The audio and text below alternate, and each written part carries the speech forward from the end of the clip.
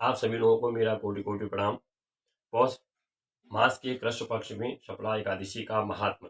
आज मैं आप लोगों को शपला एकादशी के बारे में बताने जा रहा हूँ। एकादशी का अपने आप में एक बड़ा महत्व है।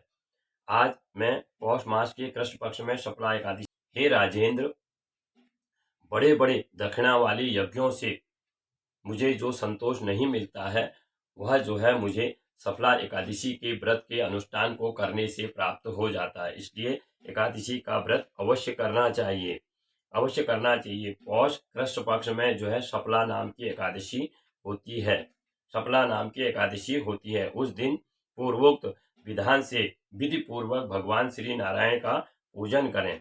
जैसे नागों में शेष नाग, पक्षियों में गरुड़, देवताओं में श्री विष्णु और मनुष्यों में ब्राह्मण श्रेष्ठ है, उसी प्रकार सारे व्रतों में जो है एकादशी तिथि जो है श्रेष्ठ मानी जाती है। उस दिन मानी जाती है। राजेंद्र, शपला एकादशी को नाम मंत्रों का उच्चारण करने से कर फलों से श्री हरि का पूजन करें। नारियल के फल, सुपारी, बीजौर नींबू, जमीर नींबू, अनार, आंवला, लौंग, बेर और आम के फलों से श्री हरि का पूजन करना चाहिए। धूप दीपादि से भी श्री हरि का पूजन करना चाहिए और एकादशी को दीपों का दान अवश्य करना चाहिए और रात में भगवान का जागरण करें। और उस जागरण को करने से जो फल प्राप्त होता है करने वाले को, वह मनुष्य को हजारों वर्षों की तपस्या से नहीं मिलता है। इसलिए एकादशी का व्रत अवश्य करें। और एकादशी को जो है व्रती को एक समय जो है फलाहार करना चाहिए। दूसरे दिन यानी द्वादशी को एकादशी का उद्यापन या पारायण कर देना चाहिए, क्योंकि एकादशी का पारायण जो है दूसरे दिन द्वादशी को ही होना चाहिए। और उस दिन जो है भगवान को चावल का भोग लगाकर चावल का भोग बनाएं और भगवान को प्रसाद अर्पण कर तब अपने व्रत को खोलें। इस प्रकार से आपका व्रत जो है पूर्ण होता है और तब जो है शपला एकादशी आपके मनोरथ को सिद्ध करती है। इसलिए मनुष्य को एकादशी का व्रत अवश्य करना चाहिए। अब मैं शपला एकादशी की एक छोटी सी कथा आपको बताता हूँ।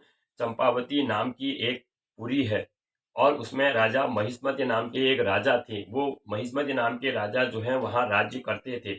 उनके 5 पुत्र थे और जो सबसे बड़ा पुत्र जो था वो बड़ा पापी, दुराचारी, पर स्त्री गमन और वेश्यावृत्ति में लगा रहता था। उसने अपने पिता का जो धन था उसे पाप कर्मों में समाप्त कर दिया और वह देवताओं और वैष्णवों का जो था उनकी भी निंदा किया करता था। इसलिए पिता ने उसका नाम जो है लुम्बक रख दिया और पिता और भाइयों ने मिलकर उसे घर से बाहर निकाल दिया। वह घर से निकलकर जंगल में गहन वन में गया और वहां रहकर उसने नगर का जितना भी धन था वह सारा लूट लिया। एक दिन वह चोरी करने के लिए नगर में जाने लगा तो पहरेदार सिपाही थे, उन सिपाहियों ने उसे पकड़ लिया और उसने अपने आप को जो है महिष्मति, उसके पिता जो राजा थे, उनका पुत्र बताया तो सिपाहियों ने उसे छोड़ दिया। वह पापी वन में जाकर जो है मांस व वृक्षों के फल खाकर अपना जीवन यापन करता था और वह जो उसका विश्राम स्थान जो था एक पीपल वृक्ष के निकट था। वह वृक्ष वर्षों पुराना था। वह वृक्ष वन में देवता माना जाता था। वह पापी जो है वहीं पर निवास करता था। एक दिन क्या हुआ, उस पापी से जो है कुछ संचित पुण्य अर्जित करने से उस पापी ने एकादशी का व्रत कर लिया, का पालन किया।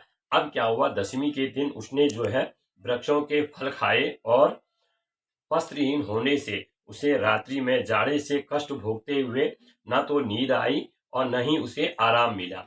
अगले दिन वह बेहोश पड़ा रहा। दोपहर के बाद जब उसको चेतना आई तो उसने देखा, वह खड़ा हुआ और लड़खड़ाता हुआ जो है वन में गया और वन में जाकर उसने वृक्षों से फलों को तोड़ा और उसके बाद फलों को लाकर अपने विश्राम स्थान जहां वो रहता था वहां पर आया और तब तक वहां आने तक सूर्य देव जो है वो अस्त हो चुके थे। और जब सूर्य देव अस्त हो गए थे तो उसने क्या किया, उन फलों को वृक्ष के नीचे, उस पीपल वृक्ष के नीचे रख दिया और भगवान से प्रार्थना की और कहा, इन फलों से लक्ष्मीपति भगवान संतुष्ट हैं संतुष्ट हों, उससे भगवान जो है उसके ऊपर संतुष्ट हुए और आकाश से उन्होंने आकाशवाणी की और कहा कि हे राजकुमार, तुम्हें शपला एकादशी के प्रसाद से राज्य और पुत्र की प्राप्ति होगी। बहुत अच्छा कहकर उसने जो है वह वरदान स्वीकार किया। फिर उसके बाद वो जो है भगवान के ध्यान और भजन में लग गया। उसके प्रभाव से क्या हुआ, उस राजा को राज्य प्राप्त हुआ, उस राजकुमार को, और उसे पुत्र की प्राप्ति हुई।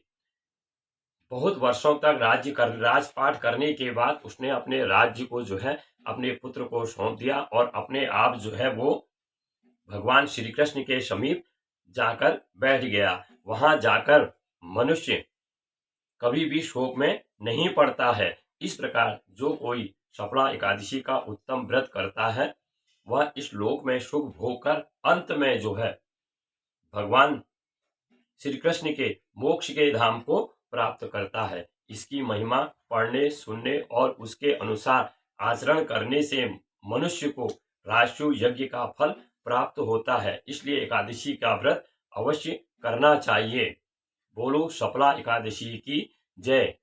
अगले वीडियो में जल्द आपसे मिलते हैं।